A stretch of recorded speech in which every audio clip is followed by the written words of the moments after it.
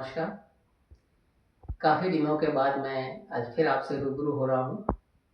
मेरे काफ़ी व्यूअर्स हैं जिन्होंने मुझसे डिमांड की थी कि रजिस्ट्री कराते समय क्या-क्या चीज़ें चाहिए, क्या-क्या डॉक्यूमेंट चाहिए और क्या-क्या ज़रूरत होती है, जो हमेशा पूछते रहते हैं, उसके बारे में आज ये बता रहा हूँ। ख़ास करके जो कोई भी व्यक्ति अपनी संपत्ति बेचता है और जो कोई भी व्यक्ति अपनी संपत्ति खरीदता है, तो उसकी रजिस्ट्री कराते समय किन-किन चीज़ों की, किन-किन वस्तुओं, किन-किन दस्तावेज़ों की आवश्यकता होती है, उसके बारे में बात करते हैं।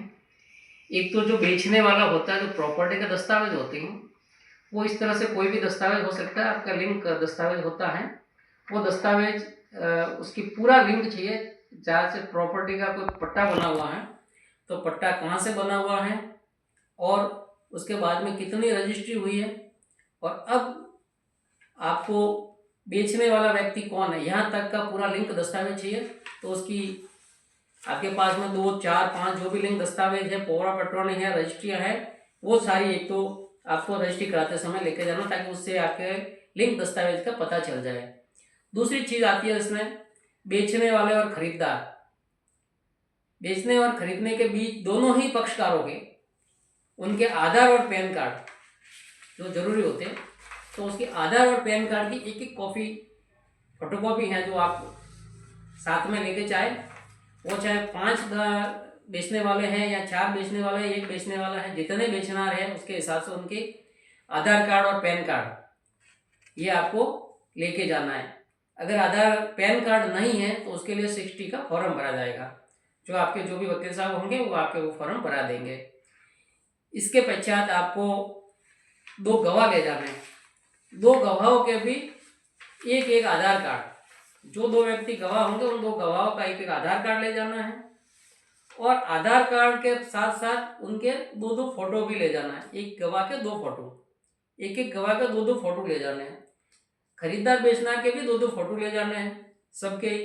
और आपकी जो संपत्ति है उस संपत्ति के भी 2 फोटो, पासपोर्ट साइज में 2 फोटो है, वो लेके जाना इस तरह से। तो ये सारी चीज़ें आपको लेके जाना। उसके पश्चात आप आपके जो भी वकील साहब है, डॉक्यूमेंट राइटर है, जिसके पास भी आप जाओगे, वो डॉक्यूमेंट तैयार करेगा। तो उसके बाद में आपके पास में आएगा एक रिपोर्ट निकलेगी, प्री वैल्यूएशन रिपोर्ट। जो जब डॉक्यूमेंट आपका रजिस्ट्रेशन के लिए ऑनलाइन आप प्रक्रिया में चढ़ाएंगे उस डॉक्यूमेंट को, तो प्री रजिस्ट्रेशन रिपोर्ट निकलेगी। उस रिपोर्ट में आपकी स्टाम्प ड्यूटी और आपका रजिस्ट्रेशन चार्ज, वो सारा उसमें आपके आ जाएगा कि स्टाम्प ड्यूटी कितनी अपने को पे करनी है और आरएफ कितना पे करना है और अदर चार्जेज सीएसआई कितनी है और साइट इंस्पेक्शन फीस कितनी है, वो सारी चीज़ आपके आ जाएगी। उसके पश्चात जैसे स्टाम्प ड्यूटी आई है, तो आपके पास स्टाम्प ड्यूटी आई है, जैसे ₹1,00,000 की आई है, तो ₹1,00,000 तक आप भौतिक स्टाम्प लगा सकते हो। ये जैसे आपको ₹1,00,000 के लगाने हैं, तो आप 20,000 के 5 पेज भी ले सकते हो।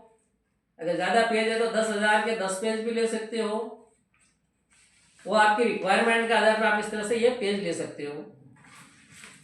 10-20 हज़ार का जो भी आपकी सुविधा है उसके अनुसार ये पेज ले सकते हो। 10,000 के भी ले सकते हो, 20,000 के, 5,000, 1,000, जितने भी आती है, जैसी आपकी रिक्वायरमेंट है उसके हिसाब से आप ये स्टाम्प के पेज ले सकते हो। मान लीजिए आपकी स्टाम्प ड्यूटी 1.5 लाख रुपए आई है, तो स्टाम्प राइटर की सीमा दे रखी है 1,00,000 रुपए।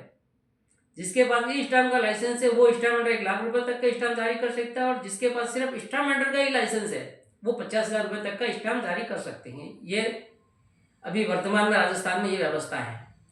तो अगर आप ई स्टाम्प वाले स्टाम्प वेंडर से स्टाम्प ले रहे थे, 1,00,000 रुपए तक का स्टाम्प आपके इशू हो जाएगा, और 1,00,000 रुपए से ऊपर का चाहिए तो वो आपको फिर ई स्टाम्प के माध्यम से ये ई स्टाम्प आएगा, और ई स्टाम्प के माध्यम से आप ऊपर की जितनी भी रकम आपकी पे है, 5 लाख, 10 लाख, 2 लाख, 5,000, 2,000, तो स्टाम्पों के ऊपर की जो राशि है वो आप ई स्टाम्प के माध्यम से भी आप जमा करा सकते हो।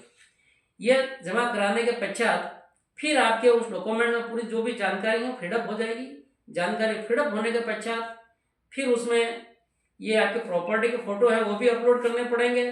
प्रॉपर्टी के फोटो अपलोड होने के पश्चात फिर उसको लॉक किया जाएगा, डॉक्यूमेंट को सब रजिस्ट्रेशन में सबमिट किया जाएगा।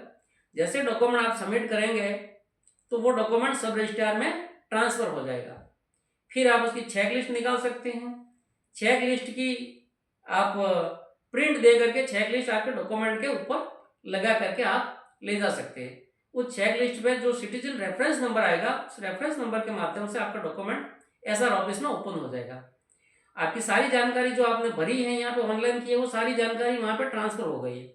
अब आपके वहाँ पर रजिस्ट्रार ऑफिस में आपके फिंगरप्रिंट हो जाएंगे, आपके भौतिक फोटो हो जाएगा, और भौतिक सत्यापन के पश्चात वहाँ से ओरिजिनल रसीद, जो वैधता रसीद जिसको कहते हैं, वो वहाँ से जारी हो जाएगी। आपने कितनी स्टाम्प ड्यूटी पे की है उसकी रिसिप्ट आपके जनरेट हो जाएगी। उसके पश्चात आपकी प्रेजेंटेशन और आपका जो प्रेजेंटेशन की जो फोटो है वो वहाँ पे प्रिंट हो जाएगी। उसके पश्चात आप उस पर साइन करके आप फ्री हो जाएंगे, आपका दस्तावेज पंजीयन हो जाएगा। एक आध दिन अलग अलग रजिस्टर ऑफिस में अलग अलग समय लगता है, 1-2 दिन भी लग जाता है, कई ऑफिसर समस्या है तो 5-10 दिन भी लगते हैं। और जब भी वो साइन होकर के आता है तब डॉक्यूमेंट आपको डिलीवर हो जाता है।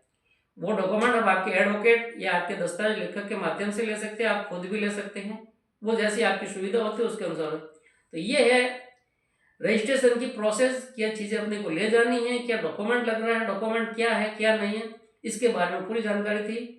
मिलते हैं नेक्स्ट वीडियो में। ये वीडियो मेरा कैसा लगा मुझे कमेंट बॉक्स में ज़रूर बताएं। जय हिंद, नमस्कार।